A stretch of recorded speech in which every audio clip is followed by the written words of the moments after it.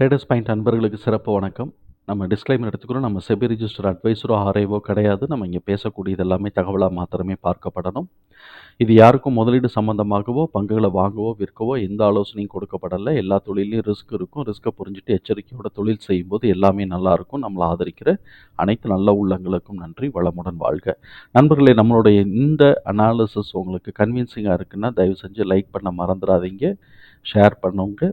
Subscribe பண்ணலைன்னா subscribe பண்ணுங்கள். நண்பர்களே, நம்ம இப்போ குவார்ட்டர்லி ஸ்ட்ராட்டஜி பார்த்துட்டு இருந்தோம். அதுக்கு இடையில அதுக்கு ஒரு சின்ன விடை கொடுப்போம். விடை கொடுக்கணும் ரொம்ப நாள் இல்லை, இன்னைக்கு ஒரு நாள் மாத்திரம் தான். இந்த இதில் அதை காட்டிலும் இன்னும் கொஞ்சம் முக்கியமான சில ஸ்டாக்ஸ் பார்க்கலாமா அப்படின்னு ஒரு யோசனை வந்துச்சு. அதனால நான் என்ன பண்ணேன்னா பெஸ்ட் பார்கெனிங் ஸ்க்ரீனர் அப்படிங்கிற ஸ்டாக்கை எடுத்திருக்கேன். அந்த ஸ்ட்ராட்டஜியில் நம்ம ஃபீல் பண்ணிகிட்டே வந்தோம். இதில் டிவிஎம் ஸ்கோர் ஹையாக இருக்கக்கூடியதை தான் நம்ம ஃபஸ்ட்டு பார்க்குறோம்.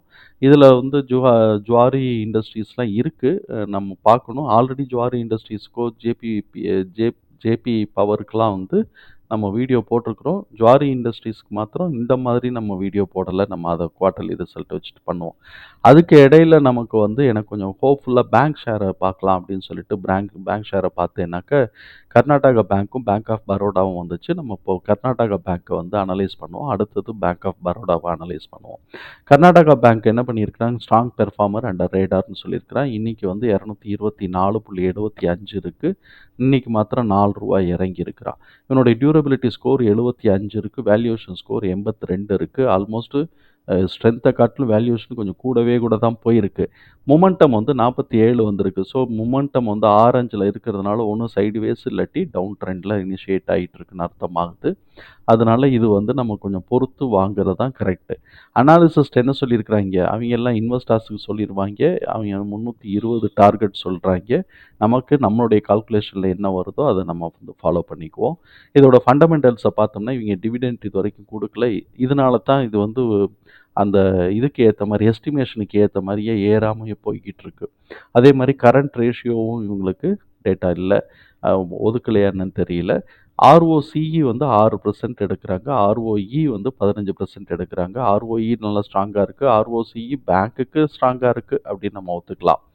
டெப்ட் லோ டெப்ட் தான் 0.2 இருக்குது, அக்செப்டபிள் ரீஜனில் தான் இருக்குது. PE 6.1 இருக்குது. இது நமக்கு ரொம்ப அட்வான்டேஜ்.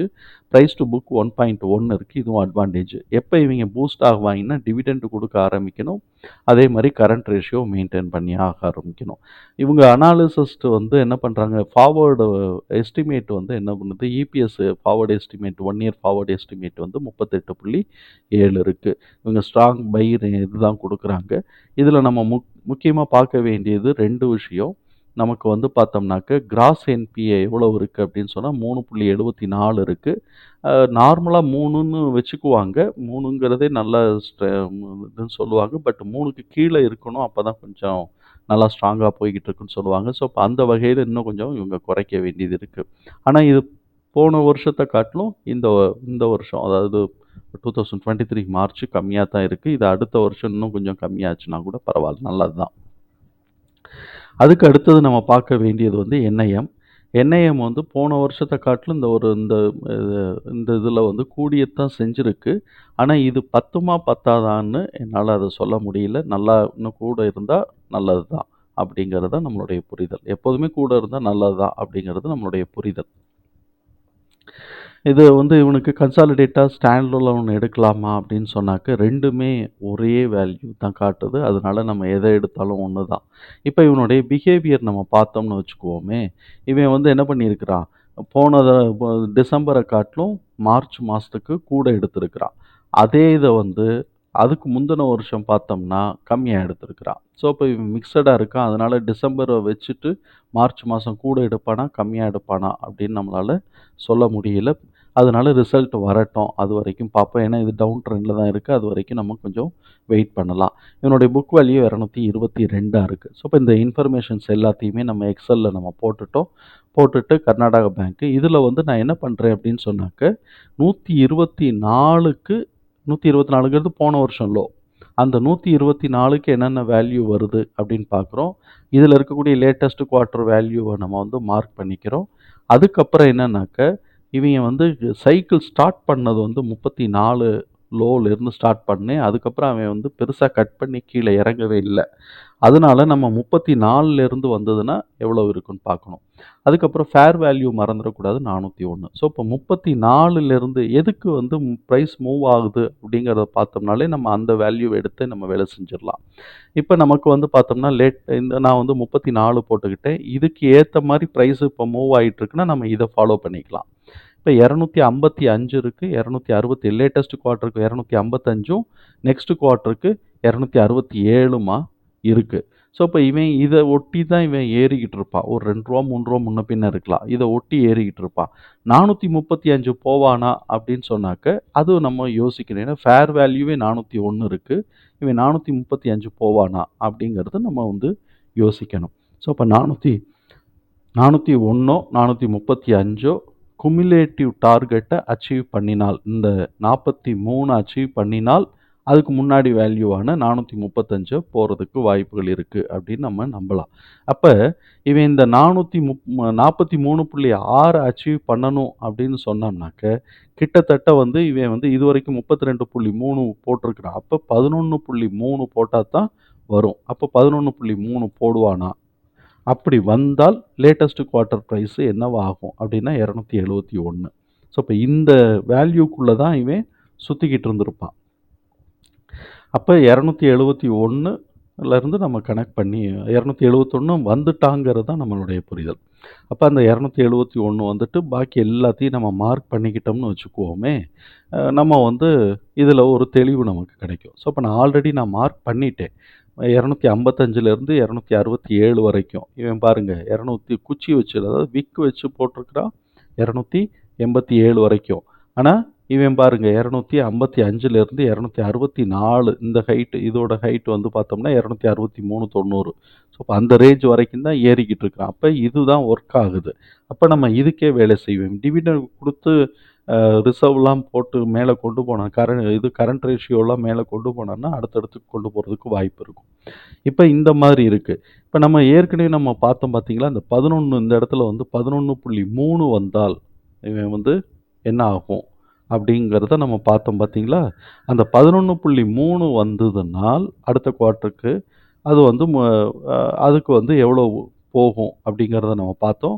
271 போகும்னு பார்த்தோம். ஸோ அப்போ இவன் தான் ஆல்ரெடி ஏறி வச்சுட்டானே, இனிமேல் புதுசாக அதை உடைக்கிறதுக்கு இல்லை. அது புதுசாக உடைக்கணும்னா அப்போ ஃபஸ்ட்டு குவார்ட்டர் ரிசல்ட்டில் தான் உடைக்கணும். அப்போ அவன் மார்ச் மாதத்துக்கு உண்டானது வரைக்கும் ஏறி இருக்கிறான். ஃபஸ்ட்டு குவார்ட்டருடைய ரிசல்ட்டு ஹோப்ஃபுல்லாக வரப்போகுது அப்படின்னு சொன்னாக்க, இவன் அடுத்த கட்டத்துக்கு கொண்டு போக வாய்ப்பு இருக்குது.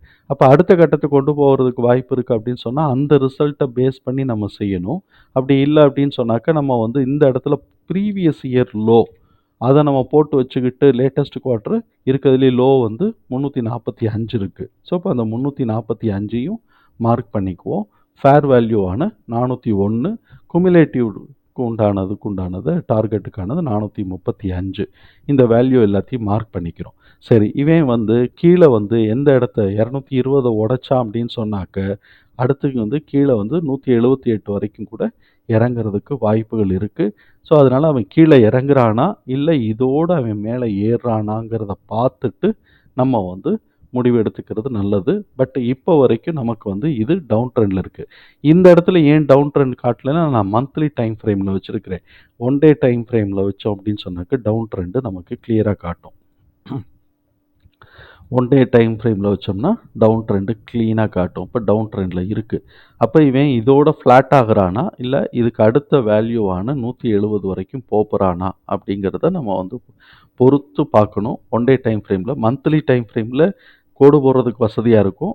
1 டே டைம் ஃப்ரேமில் ட்ரெண்டை நம்ம பார்த்துக்கிறதுக்கு வசதியாக இருக்கும். ஸோ இப்போ இந்த இடத்த 219 220 உடைக்கிறானான்னு பார்ப்போம்.